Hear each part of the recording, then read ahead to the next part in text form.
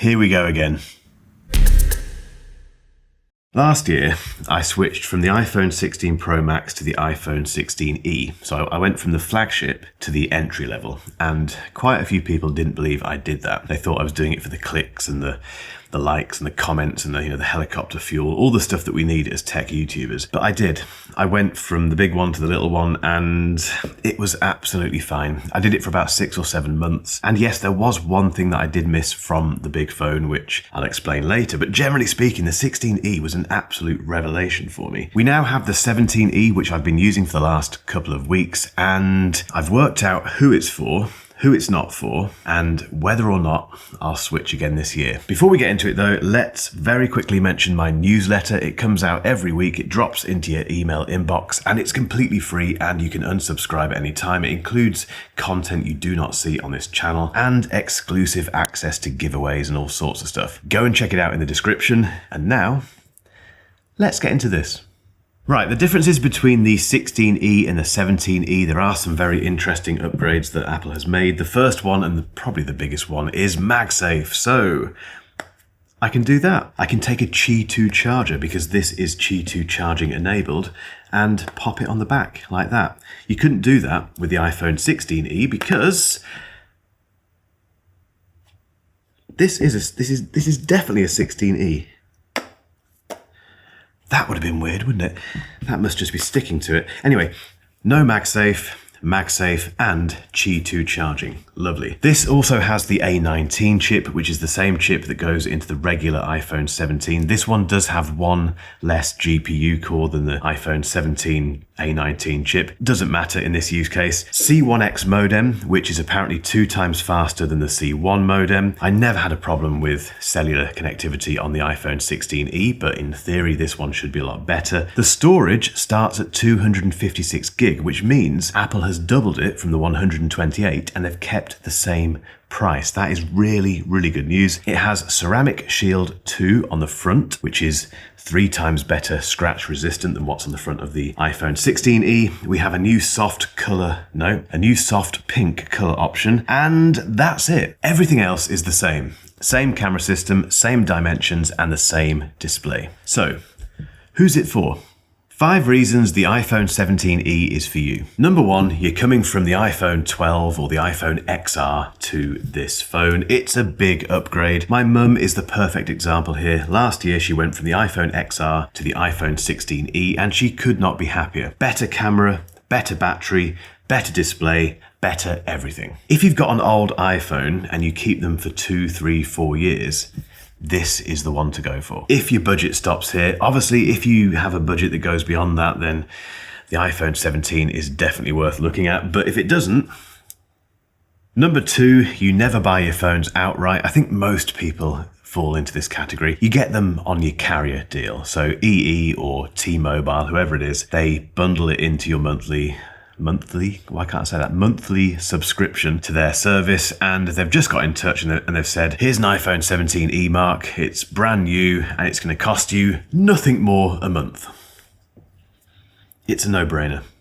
Number 3, you care about the size of your phone. It matters how big or small it is. The iPhone 17 Pro Max is huge. Most mid-range or even entry-level Android phones are massive. Phones of this size are quite rare these days. In fact, I remember this time fondly. It's gone. However, it kind of is still here because the iPhone 17e is the most one-handed, pocketable, and the most baggable phone Apple or pretty much any other manufacturer makes. It's almost enough to make me switch back to it. Number 4, a good camera system is enough. And what I mean by that is the camera on the iPhone 17e is limited. So we don't have an ultra wide. It goes from 1 to 10 times digital zoom. There's no optical zoom beyond 1 times, but it's enough for the people that are going to buy this phone. It shoots 4K 60 frames per second if you want to, which is fantastic. But in terms of a regular camera, it does the job. It's as simple as that. I took it to Apple's 50th birthday celebrations in London 2 weeks ago, and it captured the moment, which is what matters for the people who are going to buy the iPhone 17e. Yes, it would have been nice to have a bit more zoom length, a bit more zoom range to play with to get some really nice photos close up of Mumford & Sons, but that isn't what this camera system is about. If you need that kind of thing regularly, you need to get the iPhone 17 Pro or Pro Max or the iPhone 17. The one criticism I do have is the lack of the ultra wide. That should be there, I think personally, but again, I don't think the people who are using this phone care. Number 5, if you didn't buy the iPhone 16e because of the lack of MagSafe, which it definitely doesn't have, 5 reasons the iPhone 17e isn't for you. Number 1, you don't like the fact that it has a 60Hz display. This doesn't have ProMotion, just like the iPhone 16e. If you want ProMotion, the good news is the iPhone 17, the regular one, that now has ProMotion, which if you weren't aware is the fast refresh rate display. It goes up to 120 Hz. This one goes up to 60. If none of that makes any sense and you don't care, you've probably bought this already. If you are bothered, just get the iPhone 17. Number 2, the camera system isn't good enough for you. Get the iPhone 17 or the Pro Max or the Pro instead. Number 3, the iPhone 17e is too small for you. Buy a bigger one. There is another option here, joking apart, which brings me to point 4. If you've got an iPhone 17e sized budget but you want more for your money, you've got 2 options. The first one is to go for a second-hand iPhone like an iPhone 16 or even an iPhone 15 maybe. That's a good idea. The second option is to go for Android and go for an Android device which on paper might have a better display, better camera system, bigger battery, although the battery in the 17e is very good. So it's either second-hand iPhone or Android device. I can't tell you which one is the best one to go for, but if you're watching this video and you're in the Apple ecosystem, it's the second-hand iPhone, isn't it? Let's be honest. But I have to give you those 2 options because it's only fair.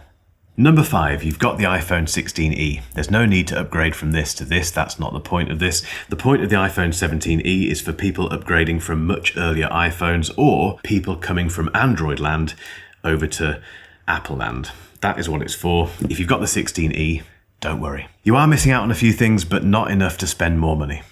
The big question, will I switch from the iPhone 17 Pro Max to the iPhone 17e? No, I don't need to do that again. I did it last year. I loved the iPhone 16e, but the Pro Max camera system was a big deal for me. I missed it. Now I've got it back. I don't want to lose it again. However, there's something about these e-phones. I'm not sure what Apple is doing, but they're making what feels like the perfect iPhone for a lot of people. And I'm in a privileged position. I do get to use lots of phones, and I will keep this by my side because it's very, very nice to have as a scratch iPhone that I can chuck around and take to places where this is too cumbersome and too expensive. They have done it again.